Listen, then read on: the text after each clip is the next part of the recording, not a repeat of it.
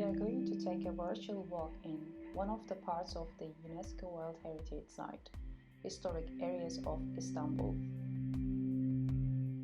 This is the site of the land walls of Istanbul, formerly Constantinople. The land walls are an unusual heritage site in some ways.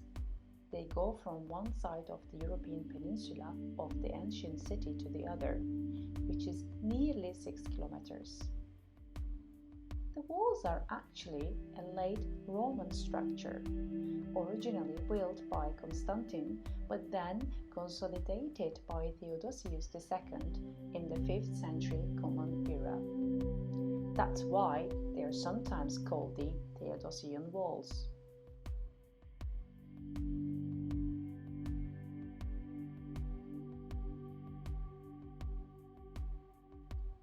The walls were a famous defense of the ancient heart of the Byzantine Empire, because they were supposed to be impregnable. They were all that protected the city from attack on land, forming a ring around the peninsula and joining up with the sea walls. Here is UNESCO's Statement of Outstanding Universal Value. It explains why the whole heritage site should be considered to be of such value, not just to the residents of the city, but to humanity as a whole.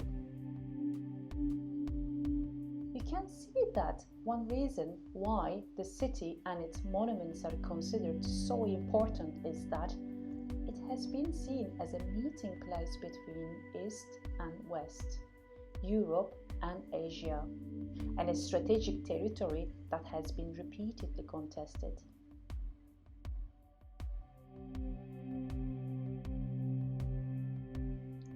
Another key reason in the authorized heritage discourse why the site is so important is because it is connected to the conquest of Constantinople in 1453. This is when the Ottoman forces, led by Sultan Mehmed II, breached the walls using cannon fire in a long siege, leading to the downfall of Byzantium.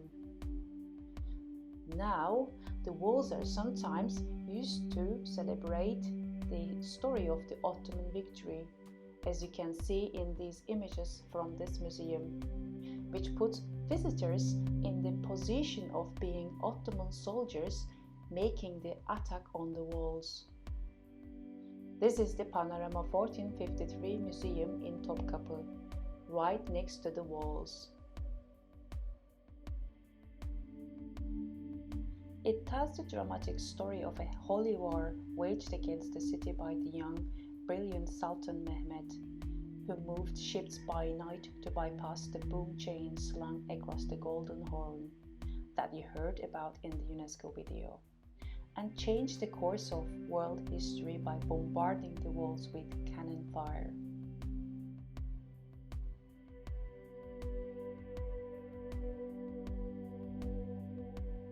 At the same time, for architectural and archaeological experts, the walls are a highly important historic defense. So, the walls has multiple meanings that we see in the official heritage. It is seen as an important Byzantine monument, a key feature of the ancient city of Constantinople, and a symbol of Ottoman victory. This victory, the Ottoman conquest of 1453, is sometimes celebrated by some people, but not all, as part of a Turkish national story, although modern Turkey was founded after the end of the Ottoman Empire. For some groups, however, the overthrow of Constantinople is not seen as a victory, but as a defeat.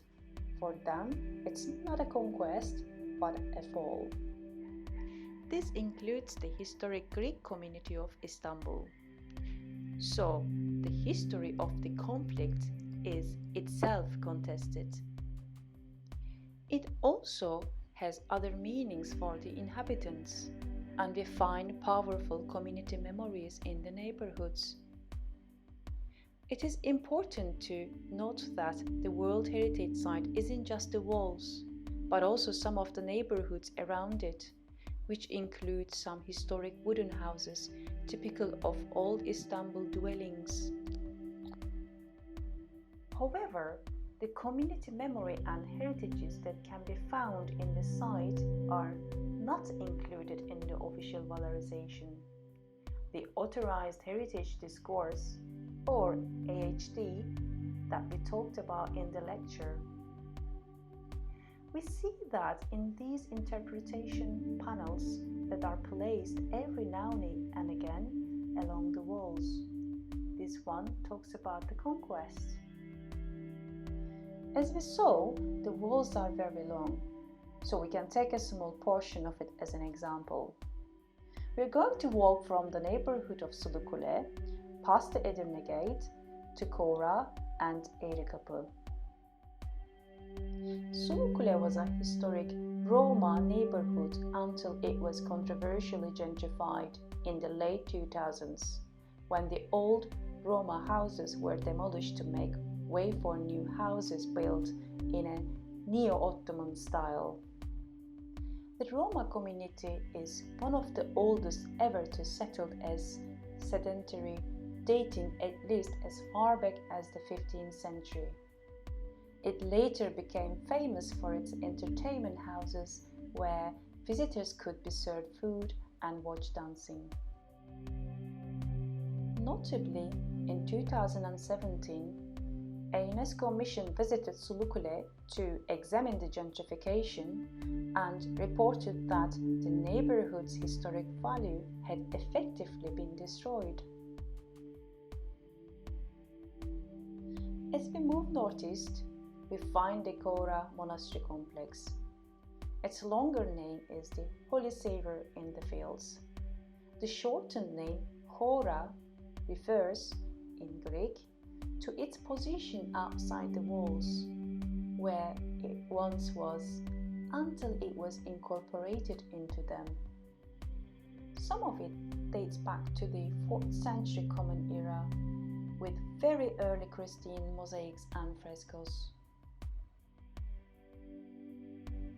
One of the next key historic monuments is Tekfur Palace. In Greek, Tekfur Palace is to Palation to Porphyrogenitou. This means literally born to the purple, to commemorate the birth of Constantine Palaiologos in 1261 to his father, the reigning emperor. In between these obvious heritage sites, there are other, more humble histories that are not part of the AHD that we talked about in the lecture. We cannot learn about them from the official interpretation panels, nor in museums. For example, the area is well known for its football history and for historic bird keeping. The bird market is a regular fixture, and pigeon keeping on this site goes back at least to Ottoman times. There is also an important agricultural heritage along the walls, as people have for centuries farmed the land to grow food for sale.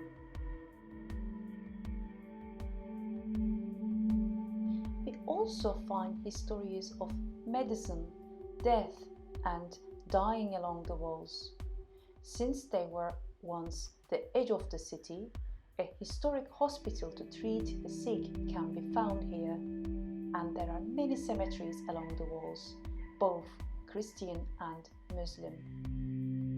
The area is important for its history of worship, including mosques, Greek Orthodox churches, Armenian churches, and Jewish synagogues.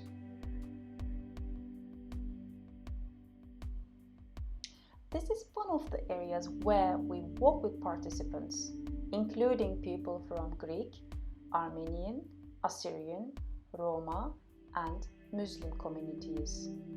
They told us stories and made connections to the historic past of the area that were not recognized in the official heritage, the AHD.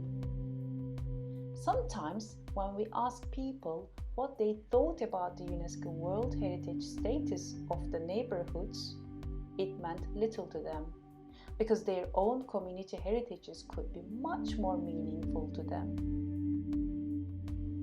Our challenge is to think about how we can represent the historic site, to show the plural heritages that it contains, and not just the dominant, top-down narrative of the past that emphasizes the architectural and military history of the walls.